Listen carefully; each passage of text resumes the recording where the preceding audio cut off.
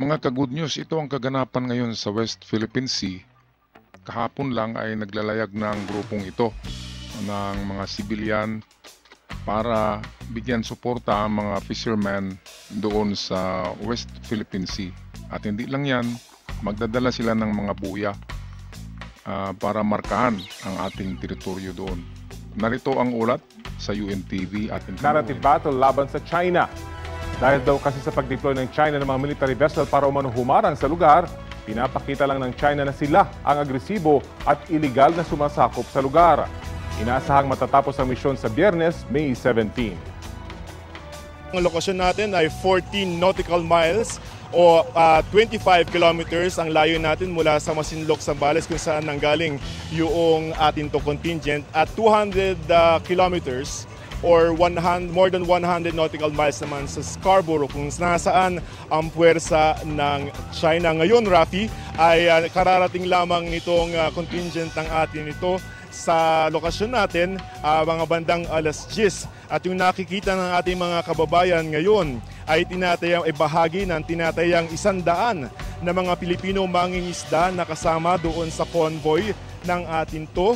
At para daw ito ipakita na itong bahaging ito ng West Philippine Sea ay sa Pilipinas at walang ibang pwedeng makinabang ng mga yamang dagat ito kundi ang mga Pilipino. Tulad ng nabanggit. Napaka-delikado ng ginawang ito kasi convoy marami.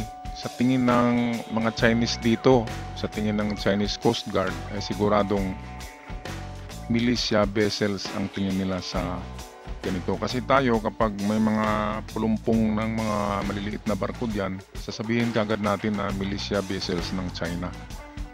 Tayo, ang dami nito, 100 mahigit kabangka ang pupunta doon sa pinag-agawang teritoryo. Kaya pwedeng hamon ito sa China.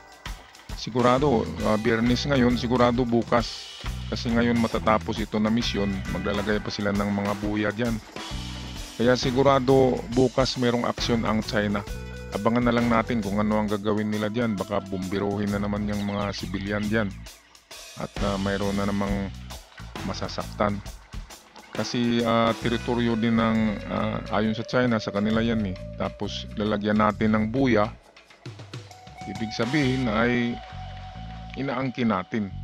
Sa mata ng mga Chinese, mali talaga tayo diyan. Pero sa mata natin ay tama tayo diyan. Ano kaya ang masasabi niyo dito mga ka-good news? Tama ba ang galaw na ito ng ating gobyerno? Kasi ito ay supported ito ng ating gobyerno. Ang ginagamit lang ay civilian para hindi magiging giyera. Kasi kung ang gagawa niyan ay mga Navy or Coast Guard, ay talagang mapapadalan din tayo ng warship. Kaya ito, civilian mission muna para papakita sa China na atin talaga yung West Philippine Sea. Balik tayo sa balita. Lalayag ba sila? Ito maliliit na bangka?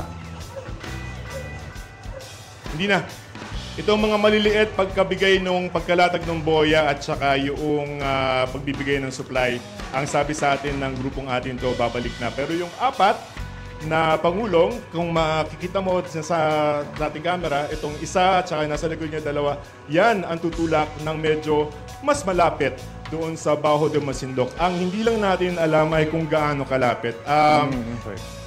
Titingnan natin kasi base doon sa mga satellite images, ay yung ilang puwersa ng Chinese Coast Guard ay nasa 60 kilometers, 60 nautical miles ang layo mula sa Scarborough. Sigurado ito, talagang itong apat na ito, itong malalaking bangka na may daladalang mga buya, sigurado yan. Talagang itataboy yan ng Chinese Coast Guard. Kung hindi man, babanggain yan at bumbiruhin. Kaya abangan na lang natin bukas ang mainit na balitang ito. Kasi parang naghahamon na tayo diyan sa ganyang move na nilalagyan natin ng buya. Yung sa isip ng China ay sa kanila na karagatan. Yan ay parang trespassing na. Okay, dito sa next video papakita natin ang paglalagay nila ng mga buya. At eto ang magandang kuhang video ng UNTV. Ang paglalayag na ng 100 bangka. Ngayon ang mission nito ay maglalatag na sila ng mga buya. Kaya ito ang nakakatakot ngayon na eksena kasi nakikita ito ng China. na naglalagay ng buya ang ating mga civilian dyan.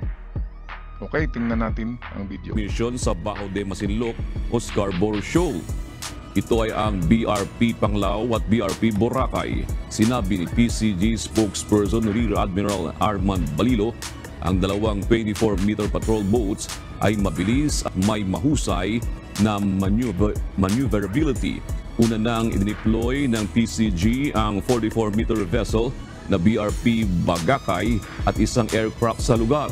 Ayon kay atin ito Copan Viller at Akbayan Party List Rafaela David, pangunahing layunin ng misyon ang magsagawa ng payapa at nagkakaisang paglalayag sa EZZ ng Pilipinas at muling ipagbigay alam sa lahat na sa atin ang West Philippine Sea.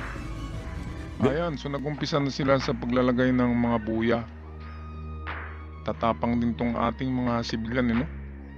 O good luck na lang sa inyo dyan na kasama sa paglalagay ng mga buya na yan. Sana hindi magagalit ang China dyan, pero sa palagay ko ay siguradong merong gagawing counter na naman dyan ang China. Okay, so abangan na lang natin bukas ang mga maiinit na balita tungkol dyan sa West Philippine Sea. Hanggang sa muli mga ka-good news, ako'y magpaalam na God bless us all.